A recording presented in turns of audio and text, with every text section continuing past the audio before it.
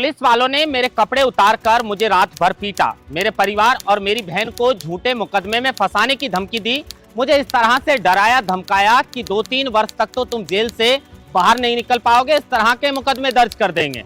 उसके बाद जयपुर पुलिस मुझे पूरी रात भर अलग अलग थानों में घुमाती रही। अंत में मुझे खोनागोरियन पुलिस थाने में ले गए। वहां बार बार मेरे कपड़े उतारकर पुलिस वालों ने मेरे साथ मारपीट की। अलग अलग पुलिस वाले मुझे घुमा रहे थे, इस तरह से मुझे मानसिक और शारीरिक रूप से प्रताड़ित कर रहे थे कि आम आदमी तो बाहर निकलने के बाद इस दुनिया से ही दूर चला जाएगा। उसके बाद सचिन पायलट, राहुल गांधी सहित कई कांग्रेस नेताओं का नाम लेते हुए उनका धन्यवाद दिया, जिनकी वजह से निर्मल चौधरी 24 घंटे में जमानत पर बाहर आ गए। इतने गंभीर और संगीन आरोप लगाने वाले राजस्थान विश्वविद्यालय के छात्र संघ निर्मल चौधरी हैं, जिनको राजस्थान विश्वविद्यालय से परीक्षा देते समय पुलिस वालों ने गिरफ्तार किया। साथ में विधायक अभिमन्यु पुनिया को भी गिरफ्तार किया था, लेकिन उसको बाद में उनको थाने ले जाकर छोड़ दिया था।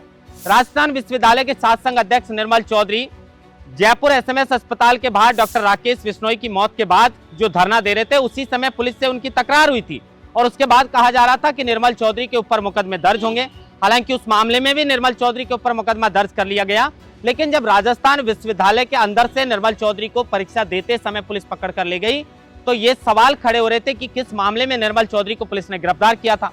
बाद में पुलिस ने कहा कि 2022 के एक पुराने मामले में निर्मल चौधरी को गिरफ्तार किया गया है, लेकिन सवाल ये भी उठता है कि निर्मल चौधरी को पुलिस गांधीनगर थाने का नाम लेकर ले गई, तो उसके बाद उन्हें अलग अलग थानों के अंदर क्यों घुमाया गया?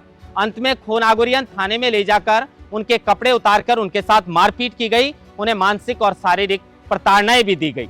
अब इस तरह के गंभीर आरोप निर्मल चौधरी लगा रहे हैं, जयपुर पुलिस पर सवाल खड़े कर रहे हैं और बीजेपी पर भी गंभीर आरोप लगा रहे हैं।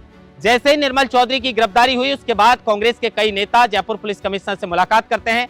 सचिन पायलट भी फोन से जयपुर पुलिस कमिश्नर से बातचीत करते हैं और निर्मल चौधरी के साथ न्याय करने की बात करते हैं। राजस्थान के पूर्व मुख्यमंत्री अशोक गहलोत ने भी निर्मल चौधरी को छोड़ने के लिए कहा।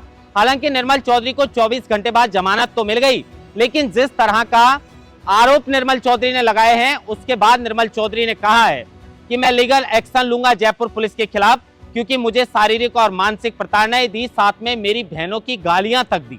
अब आप बताइए, पुलिस से हम न्याय की उम्मीद करते हैं। अगर निर्मल चौधरी की बात सही है, तो क्या पुलिस सचमुच इस तरह से गाली गलौज करती है? कई जगह से इस तरह के वीडियो भी सामने आते हैं, लेकिन अब निर्मल चौधरी ने जिस तरीके से ये गंभीर आरोप लगाए हैं, कहा जा रहा था कि डॉक्टर राकेश बिश्नोई की मौत का मामला है, जिसमें जो तकरार उनकी पुलिस से हुई थी, जिस तरह की भिड़ंत हुई थी, उसके बाद कहा जा रहा था कि उनके ऊपर मुकदमे भी दर्ज होंगे और उन्हें पुलिस जो है वो फंसाने का काम करेगी। लेकिन अब निर्मल चौधरी जमानत पर बाहर आ चुके हैं। राकेश बिश्नोई की मौत के मामले में भी उनके ऊपर मुकदमा दर्ज हो चुका है, लेकिन अब निर्मल चौधरी पुलिस के खिलाफ लीगल एक्शन लेने वाले हैं।